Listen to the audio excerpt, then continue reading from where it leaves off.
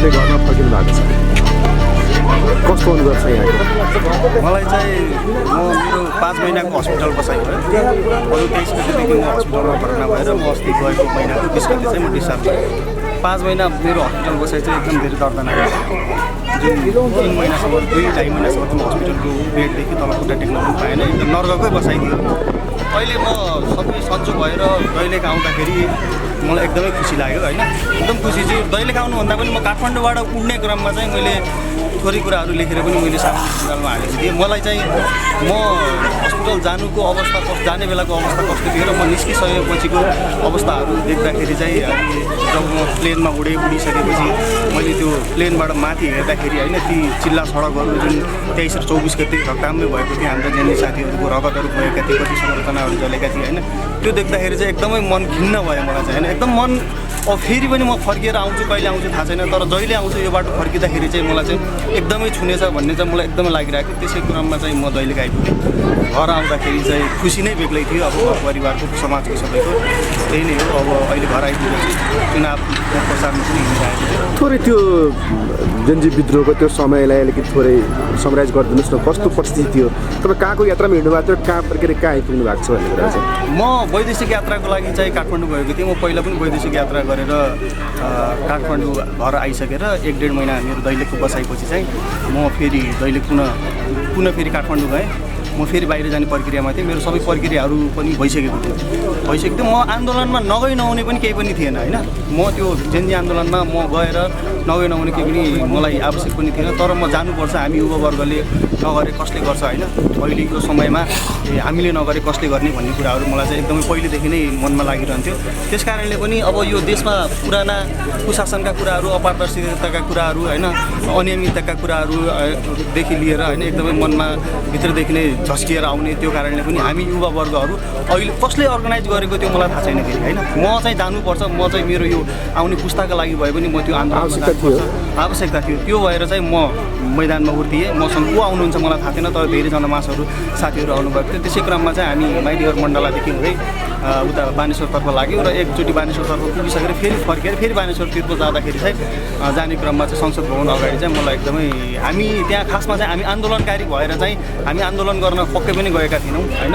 हामी चाहिँ एक प्रश्न गर्न गएका थियौँ सरकारलाई। सरकारप्रतिको हाम्रो वितृष्णा, हाम्रो मनमा भएका कुण्ठाहरू एकैचोटि विस्फोट हुने क्रममा चाहिँ हामी एकजनाले प्रश्न गर्दाखेरि सरकारले सुनेन, 2जनाले गर्दाखेरि सरकारले सुनेन, 3जनाले गर्दाखेरि सरकारले सुनेन। हामी हजारौँको सङ्ख्यामा सडकमा उर्तिएका थियौँ एक प्रश्न गर्नलाई सरकारलाई, एक नालायक सरकारलाई हामीले प्रश्न गर्नलाई हामी सडकमा उठेको। त्यही प्रश्न गर्ने क्रममा चाहिँ हामीलाई सरकारले दमन गरेर जसरी एक आतङ्ककारीलाई गोली हानिन्छ, जसरी एक देश बिच्न आएको आतङ्ककारीलाई गोली हान्छ, त्यसरी नै हामीलाई टाउको र छातीमा खुट्टामा गोली हानेर हामीलाई मेरो साथीभाइहरूलाई धेरैलाई ढलाउनु भएको थियो। मैले त्यो आँखा अगाडि पनि देखेको थिएँ।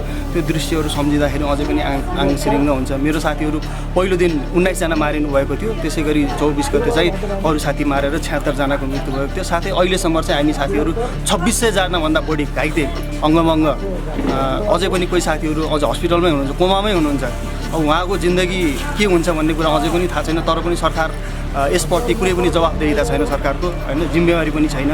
कसले गर्यो यो आन्दोलन भन्ने कुराहरू पनि थाहा छैन। आन्दोलन गर्ने व्यक्ति थाहा छ, तर आन्दोलनमा दमन गर्ने व्यक्तिहरू को थिए भन्ने कुराहरू पनि यो कुरा निकाल्न सकेको छैन। प्लस चाहिँ यो आन्दोलनको निष्कर्ष के थियो भन्ने कुरा, हाम्रो माग र म्यान्डेटहरू के थियो भन्ने कुरा अन्तरिम सरकारले कुनै पनि सुन्न सकेन। यो अन्तरिम सरकारलाई हामीले झकझकाउँदा आज 6 महिना बितिसक्यो। 6 महिना हुँदाखेरि सरकारको माग भनेको चुनाव थियो, चुनावमा ल्याउनु भएको छ। अब चुनावलाई हामी एक भनेको सामान्य नागरिक हो, हामीले सरकारलाई हामीले केही पनि गर्न सक्दैनौँ। हामी एक सामान्य नागरिक हो, जुन सरकारसँग ताकत र पहुँच छ हामी आम नागरिकसँग छैन।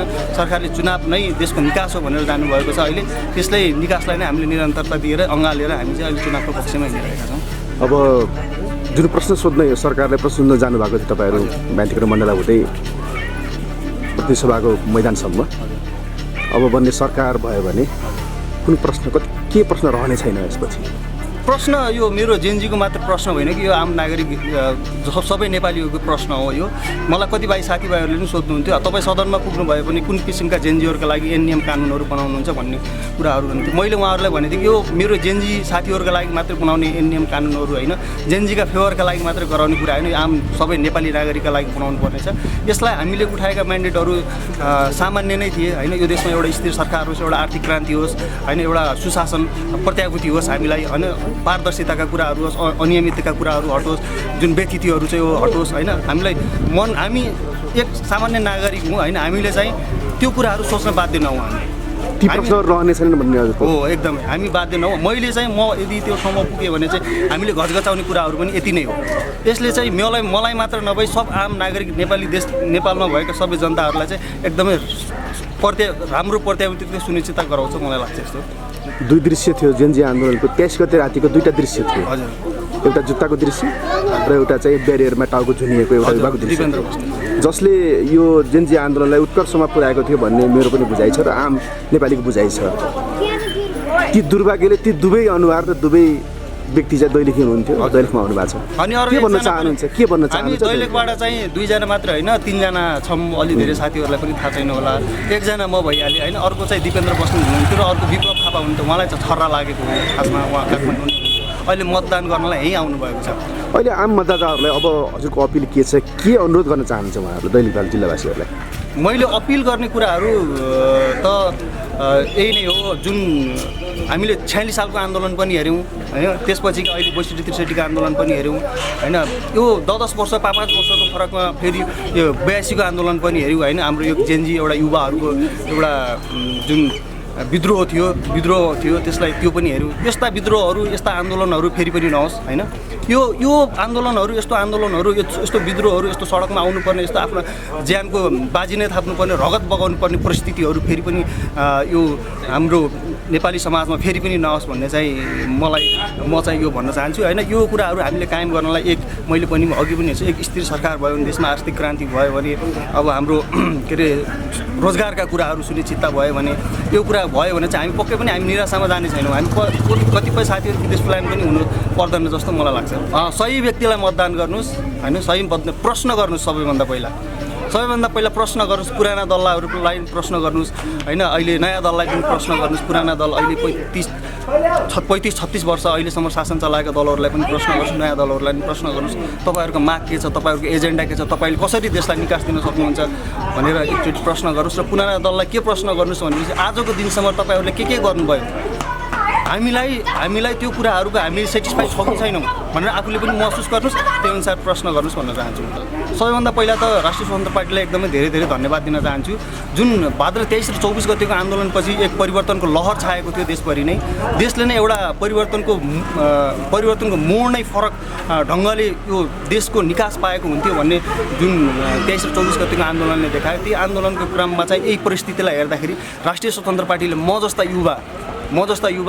युवा र एक समाजसेवी छवि भएका एक व्यापारीहरूलाई पनि, व्यापारीदेखि लिएर समाजसेवीदेखि लिएर सबैजनालाई अहिले केही गर्छु हुटुटी भएका व्यक्तित्वहरूलाई अहिले राष्ट्रिय स्वतन्त्र पार्टीले नेतृत्व दिएर अगाडि सार्नु भएको छ। उहाँहरूलाई चाहिँ भोट घन्टी चिन्ह मतदान गरिदिनु हुन हार्दिक अनुरोध गर्दछु। र त्यसै गरी दैलेख जिल्लाको कुरामा लिएर प्रत्यक्ष तर्फमा क्षेत्रबाट 1 नम्बर क्षेत्रबाट